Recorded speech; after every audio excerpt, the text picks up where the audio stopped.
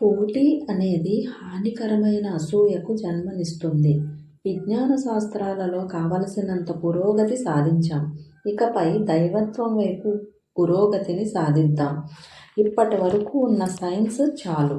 ప్రస్తుతం సైన్స్ చాలా వరకు అవసరం లేని, ఉపయోగం లేని అల్పపు పనుల్నే చేస్తూ ఉంది. చంద్రునిపైకి వెళ్ళి రావడంలో ప్రయోజనం ఏమిటి? కానీ అందుకోసం ఎంతో శక్తిని వృధా చేస్తున్నారు. ఎందుకు? కారణం శాస్త్రవేత్తలకు ఒక రకమైన పిచ్చి. వాళ్ళు ఏదో ఒకటి చేయాలని ఉవ్విళ్ళూరుతూ ఉంటారు. ఏకాగ్రత యొక్క ఓ కిటుకును వాళ్ళు నేర్చుకున్నారు కాబట్టి ఏదో ఒకటి చేస్తుంటారు. ఎప్పుడూ ఏవేవో కొత్తవి ఉత్పత్తి చేస్తుంటారు. అందులోనే మునిగిపోయి బయటకు రాలేకపోతున్నారు. చంద్రునిపైకో అరుణగ్రహంపైకో వెళ్తుంటారు, వస్తుంటారు. అంతేకాక వారు చేసే పనులన్నీ ఎంతో ముఖ్యమైనవి అని జనాన్ని ఒప్పిస్తారు. కానీ వాటి అవసరం ఏమాత్రం లేదు. అవి ఎందుకు కొరగావు. కానీ జరుగుతున్నది మాత్రం ఇదే. ఏదో ఒక నిర్దిష్ట విషయంలో మీకు శిక్షణ ఇస్తే ఇక జీవితాంతం అదే గాడిలో గుడ్డిగా వెళ్తూ ఉంటారు. కానీ అందులో ఎప్పుడో ఒకప్పుడు ఇక ముందుకు పోలేని, వెనుకకు రాలేని ఒక అంతరాళం, డెడ్ ఎండ్ ఎదురవుతుంది. అప్పుడు ఏమాత్రం ముందుకు వెళ్ళలేకపోతారు. కానీ జీవితానికి అంతం లేదు. అందులో ఏదీ అడ్డురాదు. మీరు అలా సాగిపోతూ ఉంటారు. మరేమో ఇప్పుడు సైన్స్ చేసే కృత్యాలన్నీ చాలా వరకు అసంగతంగా, హాస్యాస్పదంగా ఉంటున్నాయి. ధ్యానిస్తూ ఉంటే ఏకాగ్రత విలీనమవుతూ ఉంటుంది. దైవత్వం పూర్తిగా భిన్నమైనది.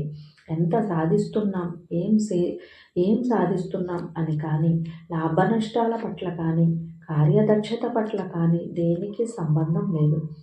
దీని ప్రధాన ఉద్దేశ్యం ఏమిటంటే మరింత ఆనందంగా, మరింత ఉత్సవభరితంగా ఎలా ఉండాలి అనేదే. అందుకే ధ్యానం చేస్తూ ఉంటే మీ ఏకముఖ ఆసక్తి లేదా ఏకాగ్రత అనేది విశ్రాంతి పొందుతూ ఉంటుంది. మొదట్లో మీకు భయం అనిపించవచ్చు. ఎందుకంటే మీ నిపుణత, కార్యదక్షత అదృశ్యం అవ్వడం గమనిస్తారు. మీరు ఎంతో కష్టపడి సాధించుకున్నది ఏదో కొంత పోగొట్టుకున్నట్లు అనిపిస్తూ ఉంటుంది. ప్రారంభంలో అలాగే జరుగుతుంది. మంచు కరిగి నీరు అయినట్లుగా. నేను ఇక్కడ చెబుతున్నదంతా నా అనుభవ సారమే. నాకు మొదట్లో ఇలాగే జరిగింది. మొదట్లో ఏకాగ్రత అదృశ్యమైంది. కానీ ఇప్పుడు నేను దేనిపైన అయినా ఏకాగ్రత పెట్టగలను. ఇందులో ఏ సమస్య లేదు. కానీ నేను అదే ఏకాగ్రతలోనే ఉండిపోను.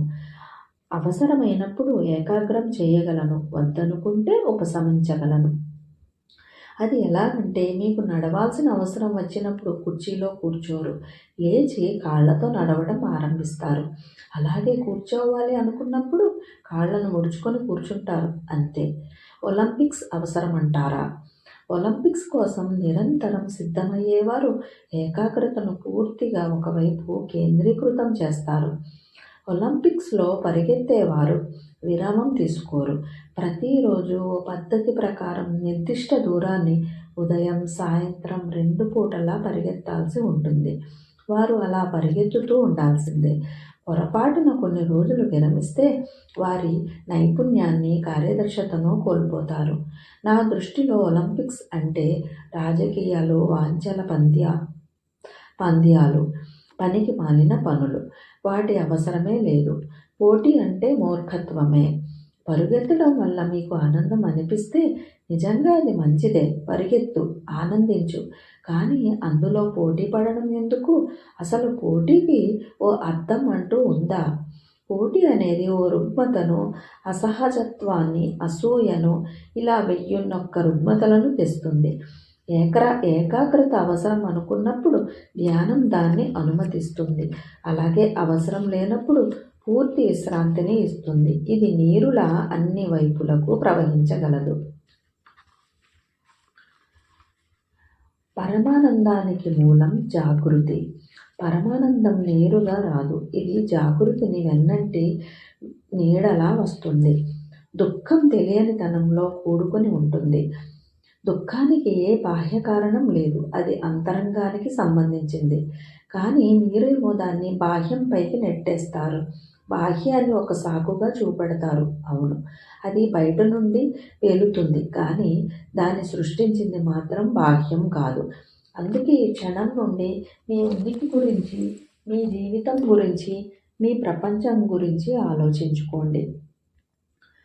ఆక్రోశించడానికి సిద్ధంగా ఉన్నారా? ఎవరో మిమ్మల్ని అవమానిస్తారు. మీకు ఆవేశం వస్తుంది.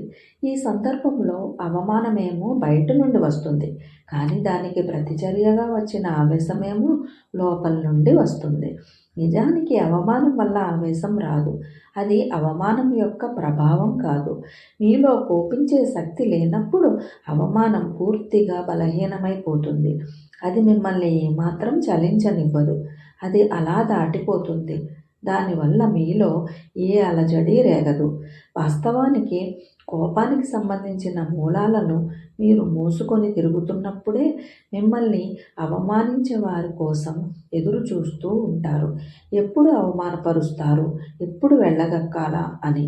ఎందుకంటే ఎవరో ఒకరు ప్రేరేపిస్తే తప్ప కోపంగా ఉండడం చాలా కష్టం కాబట్టి. కారణాలు బయటివి కావు. స్త్రీ మిమ్మల్ని ప్రేమోద్రేకుల్ని చేయవచ్చు, కానీ ఆ ఉద్రేకం మాత్రం మీలోదే. మీలో అంతర్గతంగా ఉన్న ఆ ఉద్రేకాన్ని స్ఫురణలోకి తెచ్చేందుకు ఆమె కేవలం ఒక పరికరం మాత్రమే. ఆమె ఉత్ప్రేరకంగా పనిచేస్తుందే తప్ప కారణం మాత్రం ఆమె కాదు. కారణాలు మానవ చైతన్య పరిధిలోనే ఉంటాయి. అవి మీ లోపలే నెలకొని ఉంటాయి.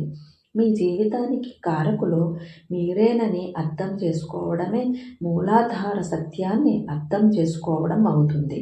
దీన్ని అర్థం చేసుకోవడంతోనే మీ అడుగులు పరివర్తన దిశగా పడతాయి. మీ జీవితానికి, మీ ప్రపంచానికి మీరే కారకులని ఆలోచించుకోవడం ఈ క్షణం నుండే మొదలుపెట్టండి. అన్వేషకుడికి అర్థం ఇదే. తన స్వయం పట్ల పూర్తి బాధ్యతాయుతంగా ఉండడమే. స్పృహరాహిత్యమే దుఃఖానికి కారణం. ఆనందం స్పృహ వల్ల వస్తుంది. విచారం స్పృహ లేకపోవడం వల్ల వస్తుంది. జాగృత మనస్సుకు అజాగృత మనస్సుకు మధ్య ఉన్నదే మొత్తం జీవితం. అదే ప్రపంచం మరియు నిర్వాణం. స్పృహరాహిత్యం వల్ల మీరు ప్రపంచానికి చెందుతారు. స్పృహ వల్ల మీరు పరమాత్మునికి చెందుతారు. ఈ రెండింటిలో ఉండేది మీరే. జాగృతిలో అజాగృతిలో ఉండే శక్తి కూడా ఒకటే. బుద్ధుడు జాగృత చైతన్యం. చేతనం నిద్రపోతే అచేతనం మేల్కొంటుంది. దాన్ని రెచ్చగొట్టి దిగజార్చవచ్చు, మేలుకొల్పి జాగృతం చేయవచ్చు. చైతన్యం జ్యోతిలా జ్వలిస్తుంది ప్రకాశవంతంగా. దాన్నే బోధ అంటారు. మీ అస్తిత్వం మొత్తం పూర్తి కాంతివంతంగా మారినప్పుడు మీరు జాగృతులవుతారు. అందుకే సిద్ధార్థుడు బుద్ధుడుగా పిలువబడ్డాడు. బుద్ధ అనేది చివరి ఫలితానికి, పరిమళానికి సూచకం.